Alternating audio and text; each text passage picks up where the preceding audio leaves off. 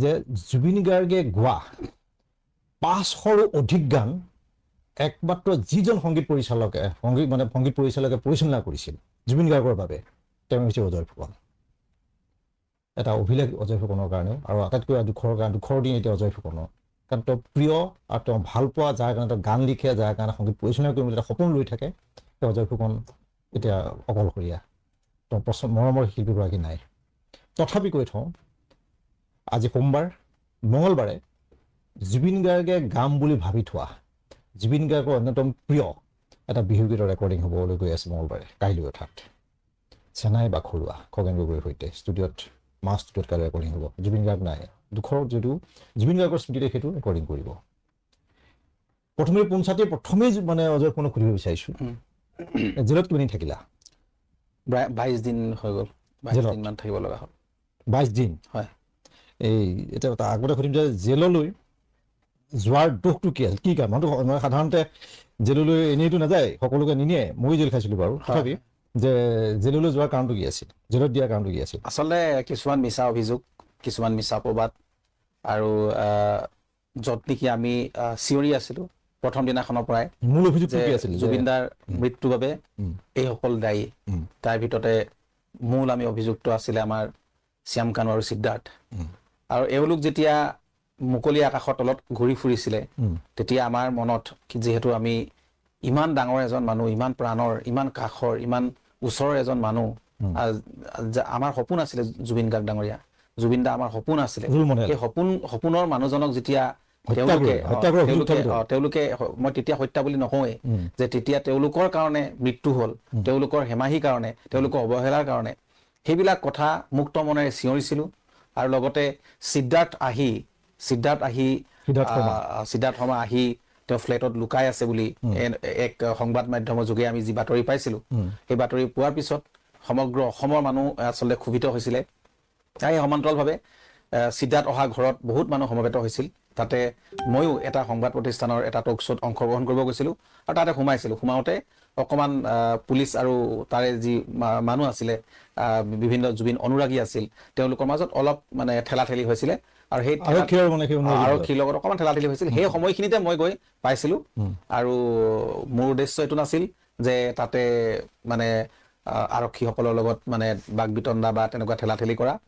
কিন্তু মই লগেই মই সংবাদ মাধ্যমৰ যিসকল সংবাদকৰ্মী আছিল, তেখেতসকল সাক্ষী আছিলে, আৰু তেখেতসকলৰ লগত মই তাতে বহি আছিলোঁ। কাৰণ তেওঁলোকে কৈছিল যে অজয় দা আপুনি ইয়াতে আহিছে যিহেতু অকণমান বহি থাকক, কাৰণ কিয় এটা পৰিস্থিতিটো বেলেগ ধৰণৰ হৈ গ'ল। তাৰপিছতে মই গৈ পাইছোঁ, পুৱাৰ জাষ্ট 2 মিনিটৰ আগত মানে পুলিচৰ গাড়ী এখন ওলাই গৈছিলে সিদ্ধাৰ্থৰ ঘৰৰ পৰা, তেতিয়া মানে সেই গাড়ীখন কোনোবাই মানে শিলগুটি মাৰিছিলে। তো এনেকুৱা ধৰণৰ কথা তাৰ মানুহৰ মাজত। তাৰপিছতে মোক বহুৱাই সংবাদ মাধ্যমত, যিহেতু মোক সকলোৱে চিনাকি, মোৰ লগত ভাল, আৰু তেওঁলোকে মোক মানে যথেষ্ট মৰম আদৰ কৰে। তো আমি বহি আছোঁ, কথা পাতি আছোঁ, বাইট দি আছোঁ। তাৰপিছত মই কৈছোঁ বাইটত যে যিহেতু ইয়াতে সিদ্ধাৰ্থ নাই বুলি কৈছে, আৰু নথকা মানুহজনৰ বিচাৰি কিনে ইয়াতে যদি অনাহকে মানুহ এনেই গোট খায়, তো বাকী মানুহখিনিৰ কাৰণে অকণ অসুবিধা হয়। এই কথাটো মই কৈছোঁ যে পুলিচেই নহওক, যোনেই নহওক, এনাউন্স কৰি ভালদৰে ডাঙৰকে মাইক বা কিবা এটা পুলিচৰ যিটো হেৰি থাকে, সেইটোৱেদি অলপ কৰি দিলে এটলিষ্ট মানুহখিনি ঠাণ্ডা হ'ব। কিন্তু সেয়া আৰু তাত ঘটনা তেওঁলোকে অলপ বেছি হেৰি হ'ল। তাৰপিছতে এতিয়া সংবাদ মাধ্যমত যেতিয়া দেখিলে যে বাইট দি আছে, অজয় ফুকন তাত আছে, আৰু এফালে অলপ দূৰত্বত ভিক্টৰ দাস আৰু বিকাশ অসমো আছিলে, তেওঁলোক কিন্তু আমাৰ লগত নাছিল। পিছত এই ভিক্টৰ দাসকো তাতে আনি বহুৱাই থোৱাৰ পিছত তাৰপিছত আমাক লাহেকে কোনোবা ওপৰৰ পৰা অৰ্ডাৰ আহিল বুলি ক'লে যে তেওঁলোকক মানে গ্ৰেপ্তাৰ নহয়, তেতিয়া আটক কৰিছিলে, ডিটেইন কৰিছিলে। আৰু তাৰ পিছত তেওঁলোকে গ্ৰেপ্তাৰৰ নাটকখন এখন পিছত ৰচিলে, আৰু লগে আমাক কোনো গ্ৰাউণ্ড নথকাৰ কাৰণে আমাক পিছৰ দিনা লগে আমাক কোৰ্টে আচলতে আমাক জামিনো দিলে, আৰু আমাৰ যিখন আদালত আছিলে, আদালতে আমাক জামিন দিলে। জামিন দিয়াৰ পিছত আকৌ আমাক তেওঁলোকে কোৰ্টৰ সন্মুখৰ পৰাই আকৌ ধৰি নিছে। সেই তেতিয়াই কিছুমান বেলেগ য'ত আমি নাই, য'ত জড়িত নাই, যিটো বিষয়ক লৈ আমি জড়িত নহয়, এনেই গোচৰ আৰু মানে সেইখিনি ভুৱা গোচৰ জাপি দি তেওঁলোকে আমাক এৰেষ্ট কৰিলে। এৰেষ্ট কৰি তাৰপিছত পিছৰ দিনা যেতিয়া আকৌ কোৰ্টলৈ নিলে হাজিৰ কৰিবলৈ, তাৰপিছত কোৰ্টত তেতিয়া আমাৰ উকিল আৰু সেই মাজত মানে যুক্তিতৰ্ক দেখুৱালে, কিন্তু তথাপিতো আমাক জামিন নিদিলে, আমাক ন্যায়িক জিম্মাত দিলে। ন্যায়িক জিম্মাত দিয়াৰ পিছত গোটেই কথাখিনি অলপ পলিটিকেলাইজ হৈ গ'ল যে অজয় ফুকন হয়তো কংগ্ৰেছৰ ফালৰ পৰা এনেকুৱা এতিয়া কংগ্ৰেছে হওক যোনেই হওক এতিয়া জুবিনদাৰ মৃত্যুৰ পিছত সকলোৰে অধিকাৰ আছে যে সকলোৱে মাত মতা অধিকাৰ সকলোৱে আছে ইয়াত ৰাজনীতি কৰাৰ কোনো কথা নাহে আৰু এইবিলাক কথাই হয়তো মুখ্যমন্ত্ৰী ডাঙৰীয়াক কোনোবাই আমাৰেই ওচৰৰ মানুহ আমাৰেই ধৰক জুবিন দা আশে-পাশে থকা বা কোনোবা কাষৰ মানুহে অলপ বেলেগ ধৰণেকে লগাই দিছিলে আৰু সিহঁত মানে মিছগাইড কৰিছে আৰু সিহঁতে এতিয়া নহয় আগৰ পৰাই অজয় ফুকনক মানে তেওঁলোকৰ টাৰ্গেট থাকে কাৰণ কিয় মই যেতিয়ালৈকে জুবিন দাৰ লগত একেবাৰে গা লাগি আছিলো জুবিন দাত গাত আঁচু এটা পৰিব দিয়া নাছিলো জুবিন দাক কোনোবাই যদি কিবা ধৰণৰ বিতৰ্কলে মানে লৈ যাব খোজে সেইবিলাক আমি বন্ধ কৰিছিলো আমি সেই বিতৰ্কৰ বিৰুদ্ধে আমি প্ৰতিবাদ কৰিছিলো আৰু সেই এনেকুৱা প্ৰতিবাদ কৰি এনেকুৱা বিতৰ্ক আমি মানে স্তব্ধ কৰি দিছিলো ৰখাই দিছিলো বা হকিয়াই দিছিলো সেইসকলক যে জুবিন গাৰ্গক লৈ বিতৰ্ক নকৰিব কাৰণ সমালোচনা নকৰিব জুবিন গাৰ্গ অসমৰ এক সম্পদ হয় জুবিন গাৰ্গৰ ক্ষেত্ৰত সকলো মাফ আছে আৰু জুবিন গাৰ্গে এনেকুৱা ধৰণৰ কাম কৰা নাই যি সমাজৰ বাবে বেয়া যি আমুকৰ বাবে মুক্ত মনেৰে তেওঁ আচলতে কোনো খাতি নকৰাকে কথা কয় কাৰণে কাৰোবাৰ চকুত হয়তো বেয়া হ'ব পাৰে বা মঞ্চত কেতিয়াবা অলপ বেলেগ ধৰণৰ আচৰণ কৰে কাৰণে কাৰণ কি এখন ষ্টেজত যেতিয়া এজন শিল্পীয়ে যি ষ্টেজখন তেওঁ হয় তাত বেলেগ বেলেগ ধৰণৰ হ'ব পাৰে আৰু সেইখিনি জুবিন গাৰ্গৰ ক্ষেত্ৰত কোনো মানে অসভ্যালি নহয় বুলি আমি ভাবিছিলো আৰু সেইকাৰণে সেইবিলাক প্ৰতিবাদ কৰিছিলো আৰু এনেকুৱা ধৰণৰ জুবিন গাৰ্গক সদায় ভালদৰে ৰাখিবলৈ সংৰক্ষণ কৰিবৰ কাৰণে জুবিন দাক আমি সদায় কৈ থাকোঁ তেওঁক এটা সুৰক্ষা প্ৰদান কৰিবৰ কাৰণে কিন্তু সেইখিনি কথা এচাম মানুহে সহ্য কৰিব পৰা নাছিলে কাৰণ কি সেইখিনি কৰিবলৈ যাওঁতে হয়তো অজয় ফুকনে কৰবাত জুবিন গাৰ্গৰ বেছি মানে আপোন হৈ যায় জুবিন গাৰ্গে বেছি মৰম কৰে জুবিন গাৰ্গে বেছি ইম্পৰ্টেঞ্চ দিয়ে সেইখিনি কথা হয়তো জুবিন দাৰ আৰু আশে-পাশে মুখ্যমন্ত্ৰী এটা অভিযোগ আনিছিলে যে জুবিন গাৰ্গে বেয়া পাইছে জুবিন গাৰ্গে তেওঁক মানে ডেফিনেটলি সেই কাহিনীটোৱে কৈছো যে সেই কাহিনীটোৱে আছিলে কা আন্দোলনৰ সময়ৰ ঘটনা যে কা আন্দোলনৰ সময়ত আমি এক নেতৃত্ব বহন কৰিছিলো আৰু যিয়ে নহওক যে কা আন্দোলনটো আৰম্ভ কৰিছিলো আমি 3জন লৰাই আমি চানমাৰী ফিল্ডৰ পৰা আমি শিল্পী সমাজৰ হৈ তাৰপিছতে 400 ঢুলীয়া আপাৰ আছামৰ পৰা ঢুলীয়া নাচনী তেওঁলোক আহি আমাৰ লগত অংশগ্ৰহণ কৰিলে আৰু কা আন্দোলনৰ প্ৰথম যিদিনা আমাৰ আন্দোলন আছিলে সেইদিনা প্ৰতিবাদী কাৰ্যসূচী সেইদিনাই আমাৰ লগত বৰসাৰণী বিষয়া উৎপল দাস নিশিতা গোস্বামীকে ধৰি অসমৰ প্ৰায় সংখ্যক শিল্পী পিছলে মানস ৰবীন ককাইদেউৰ পৰা আদি কৰি সকলোখিনি শিল্পী ভিগুৰ কাশ্যপৰ পৰা আমি গোটেই বহুত দেখিছো যে আহি সকলোখিনি আমাৰ সেই প্ৰতিবাদী কাৰ্যসূচীত অংশগ্ৰহণ কৰিলে আমি প্ৰথমে 300-400 মানুহ ওলাইছিলো কিন্তু যেতিয়া আমি চানমাৰী ব্ৰিজখন জাষ্ট ক্ৰছ কৰিছো দেখিছো পিছফালে 10,000 মানুহ তাৰপিছত আমি প্ৰতিদিন টাইমৰ অফিচটো যেতিয়া পাইছো আমাৰ আছাম ট্ৰিবিউনৰ তেতিয়া দেখিছো আমাৰ পিছফালে 50,000 মানুহ আৰু যেতিয়ালৈকে আমি লতা হিল পাইছোগে আমি শ্বহীদ ভৱনৰ ওচৰত পাইছোগে আমি শ্বহীদ ন্যাসৰ ওচৰত তেতিয়া দেখিছো আমাৰ লগত প্ৰায় মানে 80,000 মানুহ গোটেই মানে একদম গোটেই মানুহ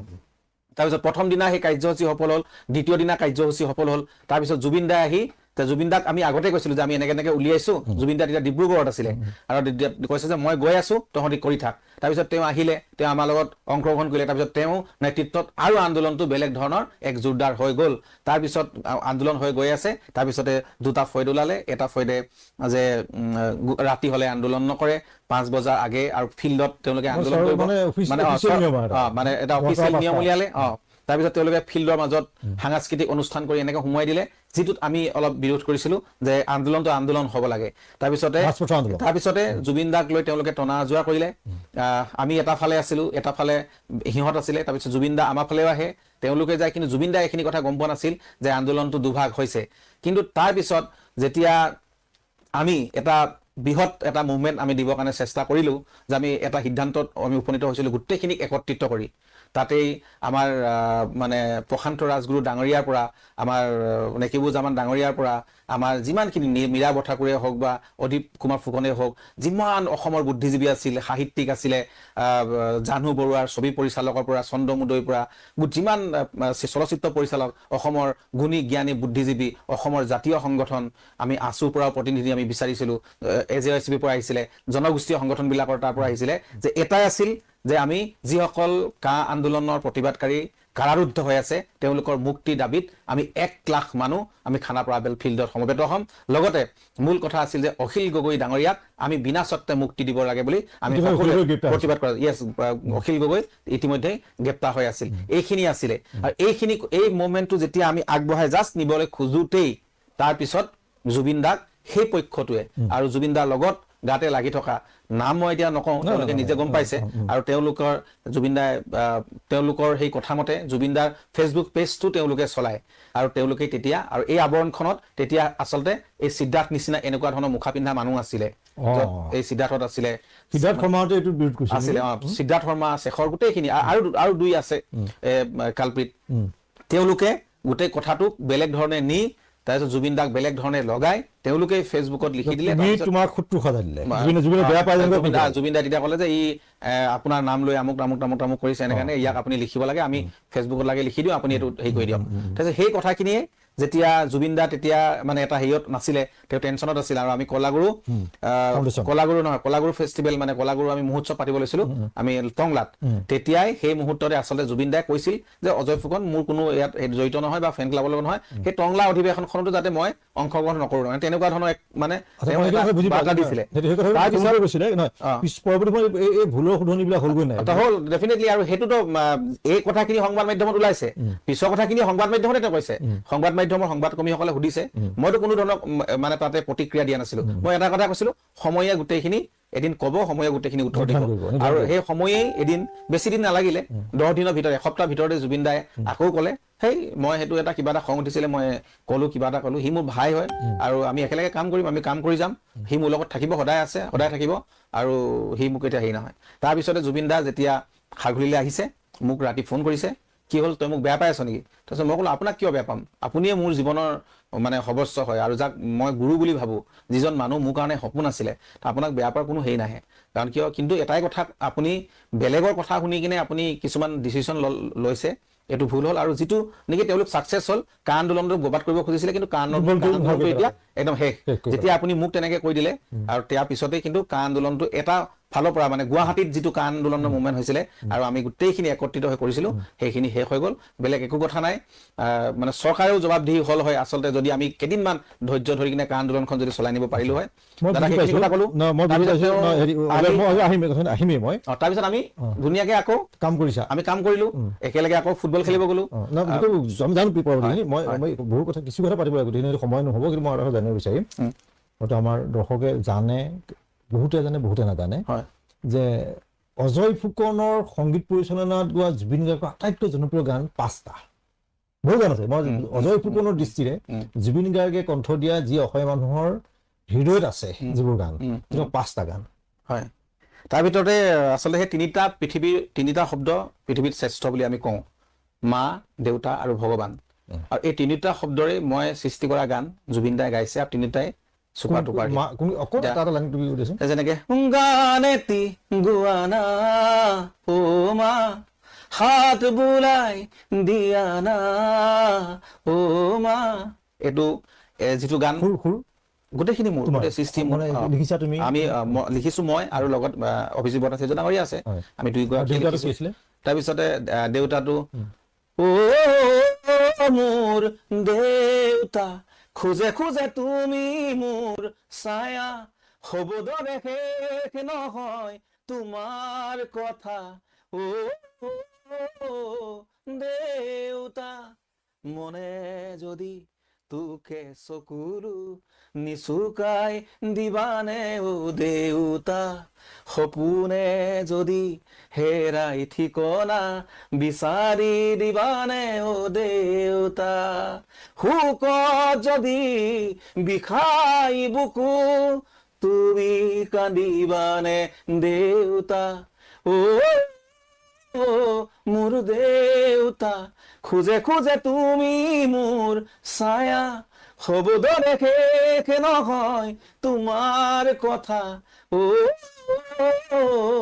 মোৰ দেউতা। ভগৱান বিষাদ বেদনাই বুকুতে খুন্দিয়াই, মৰমে কান্দিছে হাই পাই হেৰুৱাই, দুখে আৱৰিছে আজি আশাৰ সমাধি বিচাৰি, দুচকুৱে চকুলোৱে মনকে বুজাই, ভগৱান ৰচিলা মায়াৰ পৃথিৱী, ভগৱান ৰচিলা মায়াৰ পৃথিৱী, এই তিনিটা গানে আচলতে মই নিজেই অলপ হেৰি হৈ গৈছো, মোৰ জীৱনৰ শ্ৰেষ্ঠ দেউতাৰ মা, হয়। ভগৱান, এই গানকেইটা ভগৱান, তাৰপিছত আছিলে জুবিন গাৰ্গৰ অ মায়া কি যে মায়া জীৱন মায়াৰে খেলা, অ মায়া কি যে মায়া জীৱন মায়াৰে খেলা, এইটো এটা খুব জনপ্ৰিয়, মানে এইখিনি গান হ'ল মিলিয়ন মিলিয়ন, মানে আৰু এটা 5টা আৰু আছে তাৰ ভিতৰতে জোনবাইলৈ চিঠি, ধিমি ধিমি জোনাক জোনাক ভৰা বুকুৰে কাহিনী, এইটো এটা জোনবাইলৈ চিঠি। তাৰপিছত কাজল কাজল কাজল দুচকুতে এসাগৰ মৰম আছে তাৰ বাবে মোৰ মনটো মাতেই প্ৰতিদিন প্ৰতিপলে।